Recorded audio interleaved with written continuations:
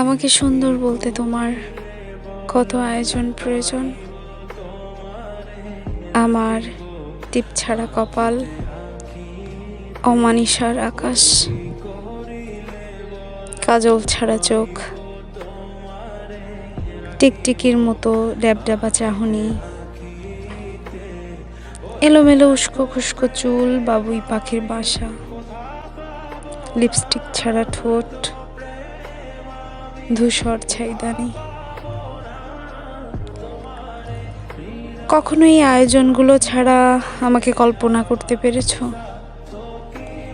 দেখো, একদিন আমি পৃথিবীর সমস্ত সৌন্দর্য নিয়ে পালিয়ে যাব, আর সেদিন তুমি শুধু আমার মাঝেই পৃথিবীর সমস্ত সৌন্দর্য খুঁজবে।